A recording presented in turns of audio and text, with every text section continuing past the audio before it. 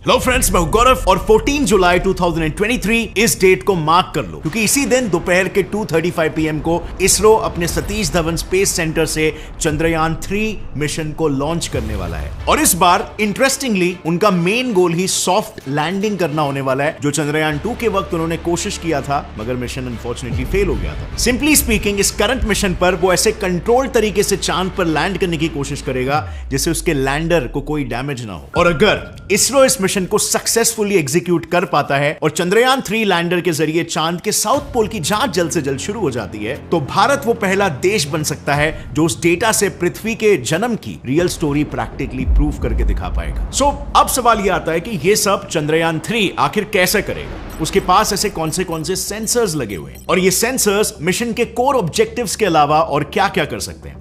इन्हीं सभी सवालों के जवाब हम आज इस वीडियो में देने वाले हैं। फिलहाल के लिए बस इतना समझ लो कि चंद्रयान 3 का ये मिशन सिर्फ इंटरेस्टिंग ही नहीं बल्कि इक्वली चैलेंजिंग भी होने वाला है, क्योंकि सबसे पहले तो मून पर सॉफ्ट लैंडिंग करना ना मार्स पर सॉफ्ट लैंडिंग करने से भी ज्यादा मुश्किल है। एंड यस, वही मार्स जिस पर मून के कंपैरिजन में 33 टाइम्स ज्यादा क्रेटर्स है। Now wait, let me explain. So यहां पर देखो, जैसे आप देख सकते हो पूरे दुनिया में 77 गवर्नमेंट स्पेस एजेंसीज है, उनमें से सिर्फ 11 कंट्रीज ने ही सक्सेसफुली मून मिशन किए हैं। बट सिर्फ 3 ही कंट्रीज ऐसे हैं, अमेरिका, रशिया और चाइना, जो अब तक लूनर सरफेस पर सॉफ्ट लैंडिंग कर पाए हैं। जबकि मार्स तो ज्यादा दूर है। उन पर जिन 5 कंट्रीज ने स्पेस मिशन किए हैं, उनमें से 2 कंट्रीज ने सक्सेसफुली लैंड किया है, यानी कि मार्स पर लैंडिंग का सक्सेस रेट हो गया 40% और वहीं पर लूनर सरफेस पर 27%। अब ऐसा इसीलिए क्योंकि देखो, जहां पर एवरेज एक स्पेसक्राफ्ट को मार्स पर पहुंचने के लिए 7 मंथ्स लगते हैं, वहीं पर मून पर स्पेसक्राफ्ट महज 3 दिन में पहुंच जाता है। सो अगर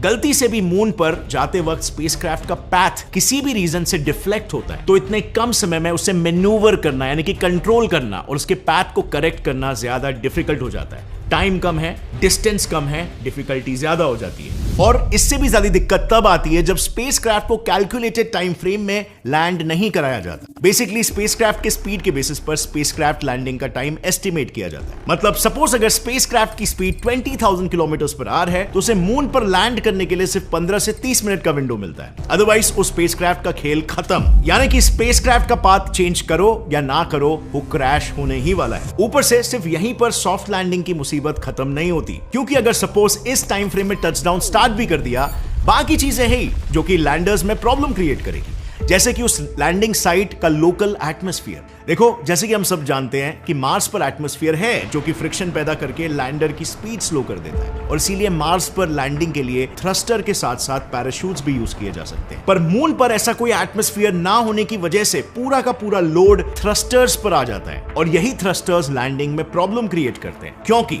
ये एक्स्ट्रा पावरफुल थ्रस्टर्स जैसे ही लूनर सरफेस पर लैंड करने की कोशिश करते हैं, उनसे मून की लूज सॉइल का उड़कर डेलिकेट सेंसर्स में एंटर होने का खतरा बढ़ जाता है, जो कि मिशन पर पानी फेर सकता है। अब इन दिक्कतों के ऊपर पिछले बार चंद्रयान 2 को लैंड जहां पर कराना था, वो एरिया था मून का साउथ पोल। अब मून के साउथ पोल पर ना स्पेसिफिकली पूरे मून के कंपैरिजन में ज्यादा क्रेटर्स, वैलीज और माउंटेन्स हैं। सो लैंडिंग के लिए एक स्वीट स्पॉट टारगेट करना और फिर एक्यूरेटली उसी स्वीट स्पॉट पर लैंडर को अर्थ से कंट्रोल करके लैंड कराना, ये अपने आप में ही एक काफी डिफिकल्ट काम है। इसके अलावा मून के साउथ पोल पर लैंड करते वक्त टेम्परेचर ड्रास्टिकली फ्लक्चुएट होता है, क्योंकि मून को अपने एक रोटेशन कंप्लीट करने के लिए लगभग 28 डेज लगते हैं, जिससे 2 हफ्तों तक सन को फेस किए हुए साइड का टेम्परेचर 120 डिग्री सेल्सियस तक पहुंच जाता है, और वहीं पर दूसरे साइड का टेम्परेचर -230 डिग्री सेल्सियस तक रहता है। और साउथ पोल इन दोनों रीजन्स का जंक्शन है।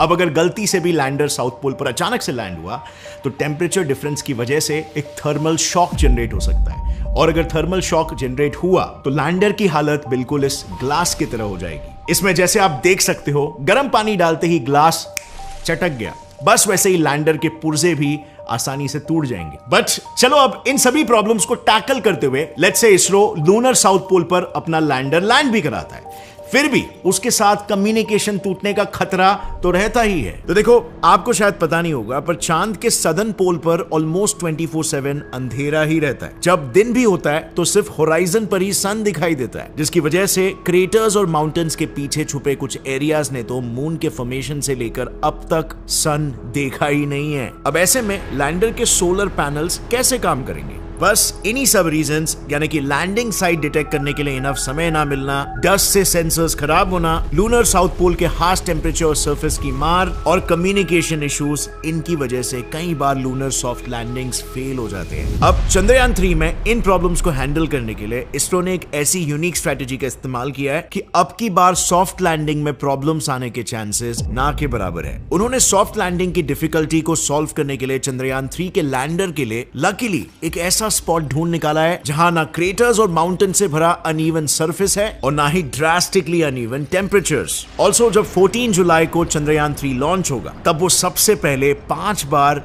अर्थ के चक्कर काटते हुए अपना ऑर्बिट रेस करेगा सो दैट वो एक ऑप्टिमल स्पीड तक पहुंच जाए। इससे होगा ये कि वो मून की तरफ किसी स्लिंग शॉट की तरह उड़ जाएगा, जिससे चंद्रयान 3 मिशन के इनिशियल फेज में ज्यादा फ्यूल यूज नहीं होगा और यही फ्यूल लैंडिंग के वक्त इस्तेमाल किया जा सकेगा। इसके बाद जब लैंडिंग का समय आएगा तब भी इसरो ने एक यूनिक प्लान सोचा हुआ है। इसरो ट्रेडिशनल तरीके से डायरेक्टली लूनर सरफेस पर लैंड नहीं करवाएगा, क्योंकि एज आई सेड अर्लियर इससे थ्रस्टर्स बहुत ज्यादा धूल उड़ा सकते हैं और उससे सेंसर्स खराब हो सकते हैं। सो इंस्टेड चंद्रयान 3 अपनी स्पीड को लैंडिंग से पहले ड्रास्टिकली घटाने और साथ ही लैंडिंग साइट को एक बार फिर से प्रॉपर्ली इंस्पेक्ट करने के लिए मून के अराउंड ऑर्बिट रिड्यूसिंग चक्कर काटेगा। यानी ऑल इन ऑल सिर्फ इन 2 स्टेप्स यानी कि ऑर्बिटल मैन्यूवर्स और परफेक्ट लैंडिंग स्पॉट से चंद्रयान 3 सॉफ्ट लैंडिंग फेलियर्स के पहले 3 रीजंस को टैकल कर सकेगा। इसके बाद रही बात 4th रीजन की, विच इज कम्युनिकेशन इश्यूज, तो उसके लिए चंद्रयान 3 चांद की सतह पर जांच अपने रोवर से करने वाला है, अपने लैंडर से नहीं। और इंस्टेड वो अपने लैंडर को धूप में खड़ा रखकर उससे रोवर और पृथ्वी के बीच सिग्नल्स रिले करवाने वाला है। इसे थोड़ा और आसानी से समझने के लिए आइए सबसे पहले चंद्रयान 3 के आर्किटेक्चर को समझते हैं। देखो, अगर हम चंद्रयान 3 और उसके प्रीडिसेसर चंद्रयान 2 के आर्किटेक्चर को कंपेयर करें तो हम देख सकते हैं कि इसके डिजाइन में कोई मेजर डिफरेंस नहीं है। इसमें भी 2 मॉड्यूल्स है, प्रोपल्शन मॉड्यूल और लैंडर मॉड्यूल, जिनका एवरेज वेट एक टाटा हैरियर या ऐसे किसी एसयूवी जितना है और कुल मिला के पूरे स्पेसक्राफ्ट का वेट कुछ 3900 किलोज है, यानी कि एक हाथी जितना। बस सिर्फ फर्क इतना है कि इसमें ऑर्बिटर नहीं है जो मून को रिवॉल्व करके स्कैन करे, क्योंकि चंद्रयान 2 का ऑर्बिटर हमारे लिए ये टास्क ऑलरेडी कर रहा है और इसीलिए चंद्रयान 3 में सिर्फ थोड़े बहुत मॉडिफिकेशंस ही किए गए हैं। और यही वजह है कि फाइनली चंद्रयान 3 कोविड वगैरह जैसे क्राइसिस और उससे हुए ग्लोबल शटडाउन के बावजूद भी महज 4 सालों में लॉन्च के लिए पूरी तरीके से तैयार हो पाया। अब एक बार सक्सेसफुली ये चांद पर लैंड हो गया तो उसके बाद लैंडर में से रोवर को डिप्लॉय किया जाएगा, जो तुरंत लेजर इंड्यूस्ड ब्रेकडाउन स्पेक्ट्रोस्कोप यानी लिब्स से मून के सॉइल में पड़े केमिकल कंपोनेंट्स को एक्साइट कर देगा। इससे उन केमिकल्स में से अलग अलग waves like alpha and X rays निकलेंगे, जिन्हें रोवर पर लगे अल्फा पार्टिकल एक्स-रे स्पेक्ट्रोमीटर फिर डिटेक्ट करके एनालाइज करेगा,